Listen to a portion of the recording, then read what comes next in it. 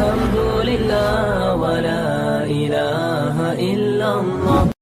Ada 5 yang mereka nanti-nantikan, yang harus mereka lakukan, karena akan turun Mesias, sang juru selamat yang mereka nanti-nantikan sejak zaman nenek moyang mereka dulu. Mereka membangun ini berdasarkan keyakinan yang mendalam, walaupun keyakinan itu diambil dari mitologi, mitos semata. Mitos pun ternyata kalau diyakini seyakin-yakinnya bisa membangkitkan semangat yang luar biasa. Mereka meyakini bahwa mereka adalah manusia-manusia pilihan Tuhan.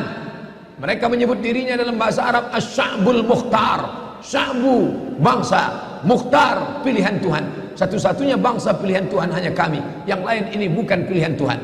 Kami adalah pilihan Tuhan yang akan menguasai dunia. Selain kami nanti akan menjadi ghaib. Ghaib artinya keledai tunggangan. Hanya sebagai keledai tunggangan saja untuk mencapai tujuan. Mereka bisa berkawan dengan Eropa, mereka bisa berkawan dengan Amerika, mereka bisa berteman dengan Arab, tapi mereka menganggap itu hanya keledai tunggangan yang akan ditunggang mencapai tujuan. Begitu tujuan sampai, mereka akan menyembelih, membunuh, memanah, menembak orang-orang yang dijadikan sebagai keledai tunggangan ini. Lalu kemudian mereka akan menguasai dunia. Dia tuliskan langsung di petanya. Biasanya kalau pasukan musuh ingin menghantam negeri kita, dia akan simpan rahasia ini baik-baik. Tapi Yahudi tidak begitu.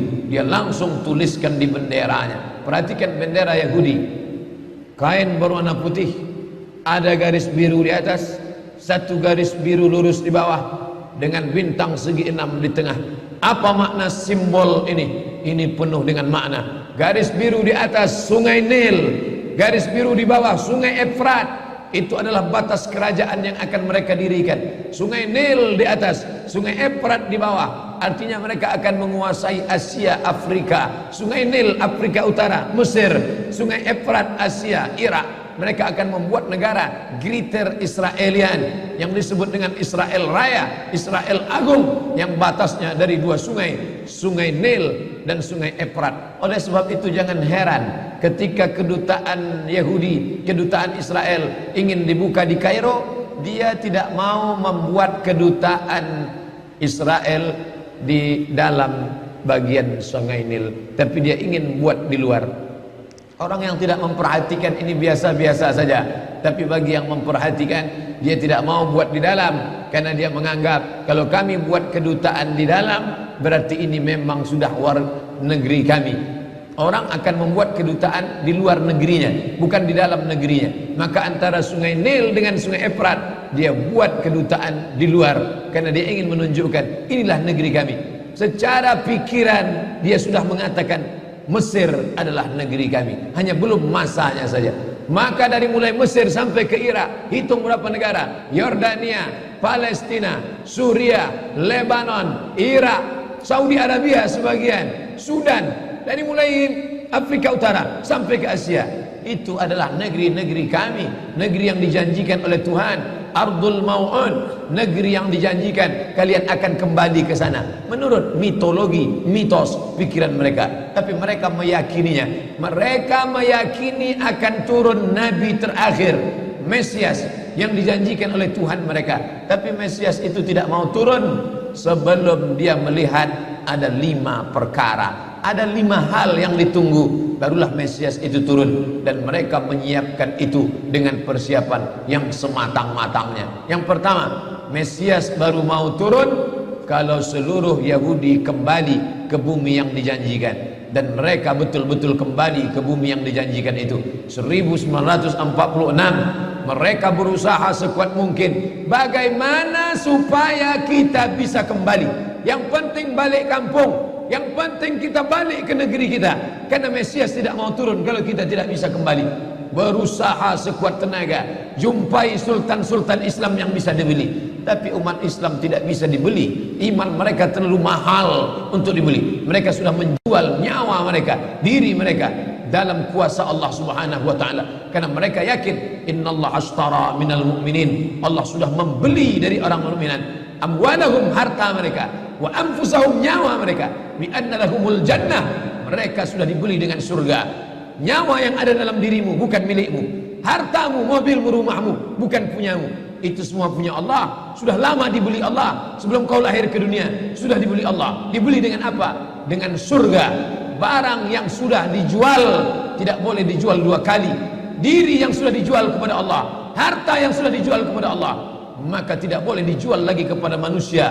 Raja-raja, sultan-sultan Islam tidak mau menjual, tapi mereka licik. Mereka gunakan anak bangsa umat Islam yang kulitnya sama dengan kita, yang wajahnya sama dengan kita, yang bahasanya sama dengan kita.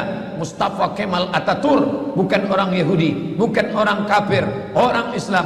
Bahasanya bahasa Turki, wajahnya wajah Turki, tapi dia yang menggulingkan kesultanan Turki. 1924 berakhir khilafah Islamiyah, lemah umat Islam. Di saat itulah mereka mengambil, mencaplok, lalu kemudian akhirnya mereka kembali beramai-ramai. Mengapa mereka kembali ke tanah yang tandus ini? Bukankah mereka sudah hidup nyaman enak di Eropa, Inggris, Prancis, Belanda, Jerman? Hampir di setiap negeri ini ada Yahudi. Kenapa mereka mesti kembali? Karena mereka meyakini ini adalah tanah yang dijanjikan oleh Tuhan. Mereka menyebut nenek moyang mereka itu Israel. Isra artinya hamba, El Tuhan. Israel hamba Tuhan, hamba pilihan Tuhan. Tapi Israel punya makna lain. Isra musari El lillah. Israel musari lillah, orang yang pernah bergulat dengan Tuhan. Kata mereka, nenek moyang kami itu hebat. Kita mengatakan nenek moyang orang Melayu hebat, nenek moyang orang Makassar hebat, bisa mengendarai samudra yang luas, bisa diseberanginya dengan perahu pinisi. Nenek moyang orang Minangkabau hebat, kami para perantau hanya sebatas itu saja. Mereka di atas itu lagi, nenek moyang kami hebat. Apa hebatnya? Pernah bergulat dengan Tuhan dan Tuhan kalah. Tuhan kalah ketika bergulat dengan nenek moyang kami. Dan akhirnya ketika Tuhan kalah, lalu Tuhan pun memberikan hadiah. Hai Israel, aku kalah bergulat dengan engkau, maka sebagai kompensasinya aku berikan kepada engkau inilah tanah. Itulah dia tanah Palestina. Dan mereka meyakini itu setengah mati. Ustadz ngomong begini sumbernya dari mana? Judul bukunya Ad-Diyanah Al-Yahudiyah, Tarikh Ad-Diyanah Al-Yahudiyah, sejarah agama Yahudi, ditulis oleh seorang penulis ulama besar Mesir, pakar Yahudi, penerjemah Abdul Somad. Kebetulan saya menerjemahnya tahun 2009. Sampulnya warna hitam. Bagi jamaah yang ada di Jakarta, harap segera cari buku ini, yaitu diterbitkan oleh Pustaka Al-Kautsar Jakarta. Artinya mereka dengan keyakinan yang penuh, kami adalah hamba-hamba bangsa-bangsa pilihan Tuhan. Itulah mengapa mereka ramai-ramai. Orang berpikir heran, apa yang mereka kejar ke Palestina? Andai ada orang ingin merebut Irak, masuk akal. Merebut Irak karena banyak sumur-sumur minyak. Andai ada mau ekspansi ke Kuwait, masuk akal, karena sumur minyak di Kuwait banyak. Kenapa kembali ke Palestina? Ada apa? Tanah yang tandus, tanah yang kering kerontang. Mereka ingin membuat sebuah negara dengan keyakinan akan turun Mesias, sang juru selamat yang dijanjikan oleh Tuhan, dengan syarat orang-orang Yahudi mesti kembali ke negeri yang dijanjikan Tuhan. Yang kedua, Mesias sedang menunggu. Mesias melihat ke bawah. Kalau dia tengok di bawah masih banyak gurun pasir, dia tidak mau turun. Dia ingin melihat hijau. Kalau sudah dibentang karpet hijau, baru dia turun ke bawah. Maka yang dimaksud dengan hijau itu adalah ditanami tanaman-tanaman hijau, penghijauan yang luar biasa. Dan ketika Israel masuk ke Palestina, mereka ambil tanah itu, mereka hancurkan rumah orang Islam, mereka buat tembok panjang. Penjara terbesar dan terpanjang di dunia adalah Palestina. Mereka kurung orang Palestina. Mereka buat tembok beton yang tinggi, panjangnya 700 km lebih. Dari Pekanbaru kita lihat, Anda menuju Medan Sumatera Utara 600 km. Mereka membuat tembok tinggi 700 km. Bayangkan, umat Islam terisolir dan mereka tanami hijau-hijau. Makanya Allah berkuasa, Allah mau tunjukkan kuasa, lalu Allah buat tanaman hijau itu menyala dalam pokok yang hijau itu menyala beberapa bulan yang lalu. Heran orang, Allah mau menunjukkan kekuasaannya. Kalian tidak mau tolong Palestina, aku yang akan menolongnya. Tanaman yang hijau yang mereka tanam itu tiba-tiba terbakar.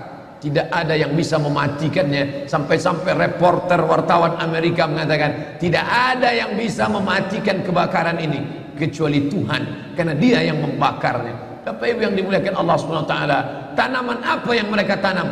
Persis yang dikatakan Nabi sallallahu alaihi wasallam, syajaratul gharqad, pohon gharqad, bentuknya seperti pinus, tinggi, memanjang. Lalu kemudian Bapak Ibu nanti tulis saja yang ingin tahu bagaimana bentuk pohon gharqad, tulis saja www.google.com. Lalu tulis di sana alif lam ghain ra qaf dal al gharqad, enter, muncul gambar pohon gharqad. HP saya tak bisa tulis Arab Pak Ustaz, belum masuk Islam. Cara mengislamkannya, Play Store, klik. Setelah buka Play Store, pilih Arabic Keyboard. Setelah keluar Arabic Keyboard, pilih Arabic Smart Keyboard. Smart Keyboard Arabic. Habis itu setupkan ke HP. 5 menit, geser, langsung berubah, bisa tulis Arab. Alif, lam, ghain, ra, qaf, dal. Enter, pilih image, muncul gambar pohon gharqad. Gimana? Sudah nampak? Tak keluar Pak Ustaz. Loh, kenapa? Paket tak ada. Sekarang mudah belajar. Dulu kami sekolah ketika mau tahu gimana pohon sidir, kalau mau memandikan jenazah, ambil beberapa helai daun sidir, lalu digiling, dimasukkan ke air. Gimana pohon sidir Ustaz?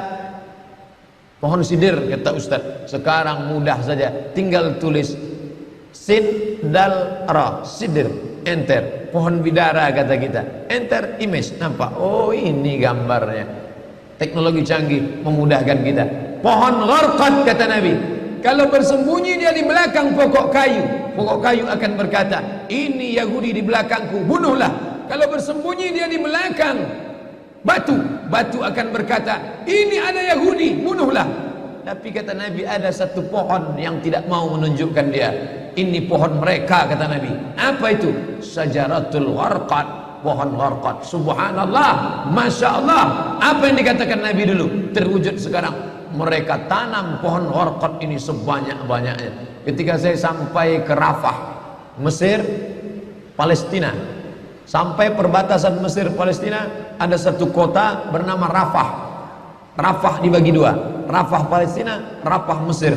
Di tengah kota Rafah, di batas perbatasan, kawat duri panjang yang dipasang dengan voltase listrik bertegangan tinggi. Siapa saja yang menyentuhnya akan terbakar mati. Tak ada orang berani mendekat. Tapi kawat-kawat duri itu kita bisa melihat rumah-rumah saudara kita di Palestina dan nampak hijau. Lalu gaib penunjuk bertanya ke kami, coba tengok pohon yang hijau itu. Pohon apa itu?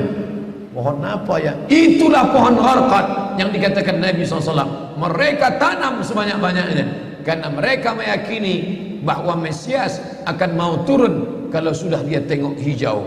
Seperti kita kalau pesawat mau mendarat di airport Sultan Syarif Qasim II airport, Anda akan, ladies and gentlemen, all our passenger, para penumpang pesawat airlines, kita akan mendarat. Begitu kita melihat riau hijau, tapi hijaunya bukan pohon gharqad, pohon gotah sama pohon sawit. Begitu juga kalau kita mau mendarat di Batam, kita lihat hijau ke bawah. Begitu jugalah Mesias akan turun ke bawah kalau dia melihat sudah hijau semua, karena mereka meyakini, amat sangat meyakini itu. Mereka menanam pohon gharqad itu. 3. Kapan Mesias akan turun? Mesias akan turun kalau Babilonia dibantai terus. Makanya mereka punya program bantai Babilonia, hancurkan Babilonia. Kenapa mereka marah dengan Babilonia?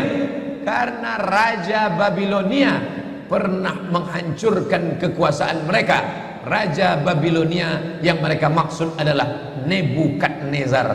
Nebukadnezar Raja Babilonia menghancurkan kerajaan nenek moyang mereka. Mereka punya dendam kesumat yang luar biasa. Salah satu sifat Yahudi, dendam kesumat yang tak pernah mati. Walaupun sudah terjadi ratusan tahun, ribuan tahun lalu, tetap anak cucunya sekarang dendam.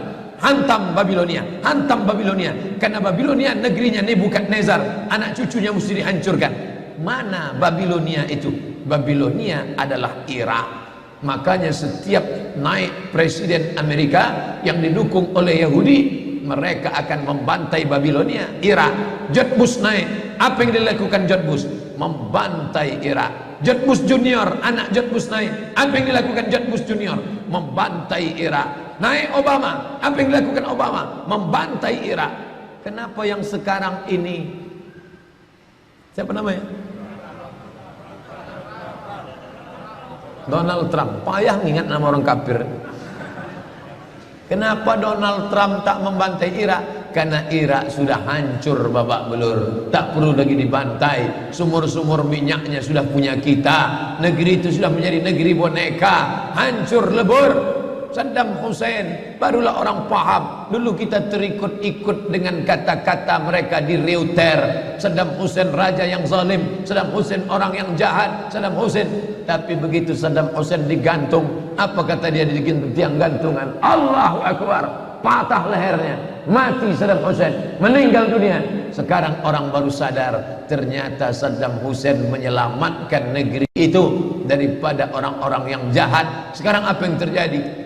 Saudara kita yang beberapa bulan bersama kita di Masjid Raya Senapelan, kalau Bapak ingat, ayahnya, anaknya, ibunya, adik-adiknya tak sanggup lagi tinggal di Baghdad. Kenapa? Kami dibantai oleh Syiah, kami dibantai oleh Amerika, kami sampai lari mendapatkan suaka politik. Sampai hari ini masih ada sebagiannya tinggal yang Sunni, yang Syiah dengan berbagai macamnya. Apa maknanya? Mereka membantai Babilonia. Lalu orang mengatakan ini kan ekspansi politik, ini kan karena sumur minyak. Ada betulnya, tapi lebih daripada itu adalah mereka memiliki keyakinan yang luar biasa bahwa Mesias akan datang kalau Babilonia dihancurkan. Ustadz baca analisa ini dari mana? Kami belajar buku ini 6 bulan di Al-Azhar, satu mata kuliah, dan saya paling suka mata kuliah ini karena mengaitkan antara ayat Al-Quran dengan hadis Nabi. Kalau kita suka mata kuliah itu, kita ingat isinya, kita ingat orang yang mengajarnya. Saya masuk Al-Azhar 1998, hari ini 2017, 19 tahun yang lalu. Kalau saya pejamkan mata saya, masih ingat saya Syekh Dr. Fargallah yang mengajarkan mata kuliah ini. Dengan semangat dulu dia di lokal mengatakan, anak-anakku sekalian, beginilah mereka akan menguasai umat Islam, negeri Palestina. Semangat Syekh Fargallah. Saya tak tahu apakah dia masih ada atau tidak, tapi pahala akan tetap mengalir baik beliau hidup maupun sudah meninggal dunia. Kenapa? Saya sampaikan kepada Bapak Ibu sampaikan kepada anak menantu, sahabat, kerabat, tetangga, mengerti keadaan kita zaman sekarang. Jangan sampai dikatakan Palestina bukan urusan kita. Ini kan masalah politik. Indonesia ya Indonesia, Palestina ya Palestina. Antum tidak mengerti masalah dunia. Palestina adalah masalah umat Islam. Subhanalladzi asra bi'abdihi, maha suci Allah yang sudah memperjalankan hambanya minal masjidil haram, dari masjidil haram ilal masjidil aqsa, masjidil aqsa, masjidil aqsa Palestina. Kita yang tertulis dalam kitab suci kita bahwa kita punya ikatan emosional, kenapa kita tidak yakin itu? Yahudi ajarannya dibuat-buat, ajarannya mitos, tapi mereka punya keyakinan yang luar biasa. Mereka rebut negeri itu, mereka kuasai, mereka hancurkan negeri musuh. Atas dasar apa? Keyakinan bahwa Mesias akan datang. Yang kelima, apa yang mereka lakukan untuk Palestina? Mereka meyakini ada Temple of King Solomon, tempel, kuil King Solomon, Raja Sulaiman. Datang pula orang Indonesia latah, dikatakannya Sulaiman ini kerajaannya bukan di Palestina, di Yogyakarta, Sleman. Kata dia, King Solomon itu punya tempel kuil, dan Temple of King Solomon letaknya pas di bawah Al-Masjidil Aqsa. Apa maknanya? Mereka mengeruk setiap hari bulldozer, traktor, ekskavator, terus mengeruk keliling Masjidil Aqsa. Mereka ingin meruntuhkan Masjidil Aqsa.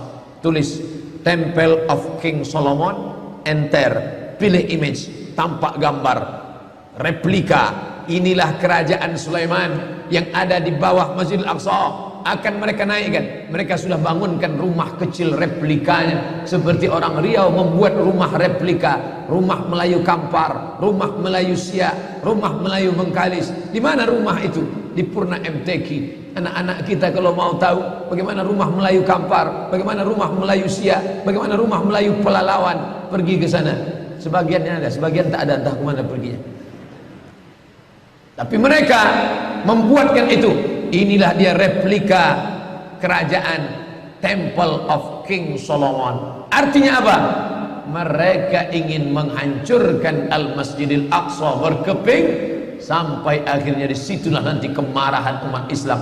Entah marah entah tidak. Melihat gayanya tak marah. Mau kalian hancur-hancurkanlah. Banyak lagi urusan kami sibuk dengan ini. Tapi akan ada hamba-hamba Allah. La tazulu fi ummati ta'ifatun min ummati. Akan tetap ada sekelompok umatku yang memperjuangkan agamaku, kata Allah Subhanahu wa ta'ala. Yang terakhir, yang kelima, akan turun Mesias. Kapan itu terjadi? Ketika terjadi perang besar. Sebetulnya dalam agama Islam sudah dituliskan yang dimaksud dengan Mesias itu siapa. Kata Imam Al-Hafiz Ibnu Hajar Al-Asqalani dalam Fathul Bari, yang dimaksud dengan yang dinanti-nanti mereka itu adalah Dajjal. Dajjal itulah sesungguhnya yang sedang mereka nanti. 70,000 Yahudi wara'ad Dajjal. Ada 70.000 Yahudi yang akan berada di belakang Dajjal ketika dia turun nanti. Makanya tiap hari, tiap petang kita berkata, Allahumma inni a'udzubika min adzabi jahannam wa min adzabil qabri wa min fitnatil mahya wal mamat wa min syarri fitnatil masihid Dajjal. Dajjal itulah yang sedang mereka tunggu. Dajjal itulah yang sedang mereka nanti-nantikan. Kita menantikan kedatangan, dia pun juga menantikan akan kedatangannya. Bedanya apa? Mereka meyakininya dengan semangat mereka luar biasa. Mereka bangkit. Umat Islam percaya. Padahal tiap hari dia katakan sebelum salam, Allahumma inni a'udzubika min adzabi jahannam wa min adzabil qabri wa min fitnatil mahya wal mamat wa min syarri fitnatil masihid Dajjal. Tiap hari dikatakan, tiap hari diucapkan. Tapi dalam hati, betul tak Dajjal ini datang? Entah iya entah tidak. Mereka yakin Dajjal akan datang, tapi mereka katakan itulah pemimpin kami, itulah Tuhan kami, itu adalah jelmaan daripada Tuhan kami, itu yang akan menghancurkan dunia, dia akan menjadi panutan kami. Kita berkata itu musuh kami, tapi kita pun ragu entah musuh entah tidak. Oleh sebab itu kita minta ampun kepada Allah atas kurangnya iman kita. Subuh ini kita bangkitkan semangat kita, tapi yang datang kepada, kenapa Allah tidak menolong? Katanya Allah itu maha kuasa. Cukup dia teriakkan saja, malaikatnya satu berteriak, pecah gendang telinga orang Yahudi, mati. Cukup dia tiupkan angin sejuk, terhirup, mati. Kenapa tidak dia matikan saja Yahudi itu? Datang Syekh Muhammad Jibril, Syekh Dr. Muhammad Jibril, Syekh Profesor Dr. Muhammad Jibril, dosen tafsir Al-Azhar. Kami undang, mahasiswa Indonesia mengundang di waktu di Mesir dulu kuliah. Lalu saya tanya, Assalamualaikum Syekh. Ya, kaum Ad binasa, kaum Samud binasa, kaum Midian binasa, kaum Iram binasa, kaum Fir'aun binasa. Kenapa Allah tidak membinasakan Israel ini? Senyum Syekh Muhammad Jibril. Apa kata dia? Ya beni, anakku, seandainya Allah membinasakan Israel ini, lalu apa yang tersisa untukmu? Ditunjuknya saya.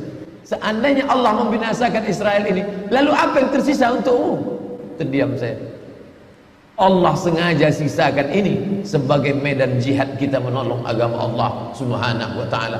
Masjid An-Nur sudah berperan untuk menolong agama Allah dengan mendatangkan imam-imam dari Palestina.